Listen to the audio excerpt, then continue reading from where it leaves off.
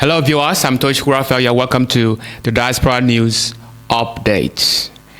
A federal high court in Abuja has given the Labour Party a major boost by validating its 2024 National Convention held in Nnewi last March. Justice Emeka Nwite ruled that the convention was constitutional and in line with the Nigerian laws. Now, this means that the party's National Working Committee, led by Barrister Julius Abure, is officially recognized and entitled to all privileges. Now, you will recall that after the Labour Party's Nnewi convention, which key figures like Governor Otti of Abia State and former presidential candidate of the Labour Party, Otti, skipped, the Independent National Electoral Commission, INEC, refused to recognize Julius Abure as the party's national chairman. Now, this decision stemmed from the INEC's not monitoring the convention that re-elected Abure and other National Working Committee members. Now, as a result, INEC excluded Abure and the Labour Party from a crucial refresher training for uploading party agents ahead of the Edo and Ondo governorship elections. Now, amidst this leadership crisis, Governor Otti and Otti took a significant steps. They called for an emergency stakeholders meeting to address the issue, where they announced a national caretaker committee led by Mrs. Esther Nnewi Usman. In response, Abure's leadership team took INEC to the Federal High Court seeking a ruling to compel INEC to acknowledge Abure as the legitimate national chairman of the Labour Party. Now, it is worth noting that Abure's leadership has been a subject of controversy, with the Nigerian Labour Congress, NLC, opposing his re-election and calling for his resignation. Next, Governor Soludo of Anambra State has issued a stern warning to traders in the state. Open your shops on Mondays or face the consequences. Now, this directive comes after previous attempts to persuade market owners to operate on Mondays fell flat due to fears of the unknown. The sit-at-home phenomenon has been a contentious issue in the region. It has caused so many arguments and counter-arguments. Originally intended as a protest against the government, it has morphed into a weekly observance, leaving markets and shops shuttered every Monday. Now, Governor Soludo has been vocal about ending the practice, believing it hampers economic growth and development. In April 2022, Governor Soludo first ordered markets to reopen on Mondays, but his efforts were met with resistance. Now, undeterred, he has continued to push for an end to the sit-at-home menace or tradition. His latest directive takes a stronger stance, threatening to seal non-compliant shops for a week and potentially up to a month.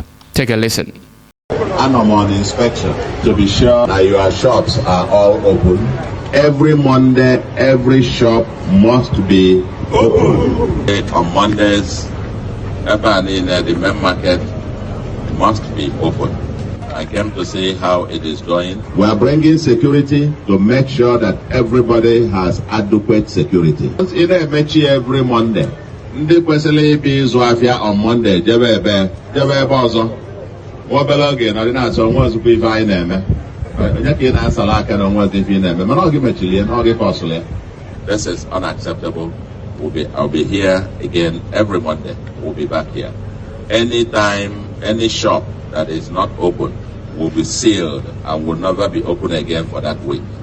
Even at the point, if you are not open, we will seal you for 1 month. You won't open. Once it is ready to open, you open from Monday. Monday through to Saturday. All the shops, if you want to trade around here, all the shops must be open Monday to Saturday. So if you have a shop and you can't open it on Mondays, then keep it locked for the rest of the week. Are you with me? And we're going to enforce this. If it's a plaza, you lock it up on Monday. then you will not be able to open it for the week. Are you getting me? Now, the sit-at-home protest began as a movement to pressure the government to address regional grievances. Over time, however, it has become entrenched in the local culture, with many traders fearing reprisals from the unknown groups if they open their shops. And now, to the Middle East. As Israel and its supporters still commemorate October 7 terror attack, some Islamic figures have come to air their views on Hamas and its true ideology. Asito Kanko, a Belgian member of the European Parliament and human rights activist, has on Monday condemned Hamas' actions, stating that rape is not resistance and being Jewish can never be a crime. She told the European Parliament that the true motivation behind Hamas' actions was not about love for the Palestinians, but hatred for the Jews, and not about a two-state solution, but about erasing the Jewish people and destroying the West. Kanko warned that universities and institutions were being infiltrated by politicians who confuse Hamas with Palestinians. She emphasized that radical Islam and its terror groups, including Hamas and Hezbollah, had no borders and sought to establish a global caliphate. She stressed that only justice and courage to stand for their values can stop them. Take a look. Can anyone tell me how raping, mutilating, and kidnapping an innocent woman, parading with her half-naked body on a lorry, chanting Allah Akbar, spitting on her, can improve the life of anyone? How was this supposed to be something good for the Palestinians? The truth is that this was never about love for the Palestinians, but hatred for the Jews. This was not about a two-state solution, but about erasing the Jews and destroying the West. Today, October 7, we must honor the victims and acknowledge the profound impact of this massacre on communities across the globe. Learn at last. Our countries and universities are being taken over by so-called pro-Palestinian demonstrators. Our institutions are being infiltrated by politicians who confuse Hamas with Palestinians, rape with resistance. They betray and endanger the heart of European democracy by standing by terrorists. This danger is not only to the Jews, but to all of us. Radical Islam and its terror groups have no borders. The intention of the Muslim Brotherhood and affiliated criminal organizations like Hamas and Hezbollah is to establish a caliphate on earth.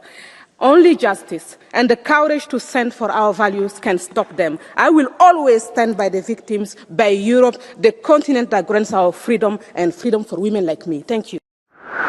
That's it on the news update. I'm Tochukwu Raphael. For more updates, do ensure you subscribe to the Diaspora Digital Media. Thank you.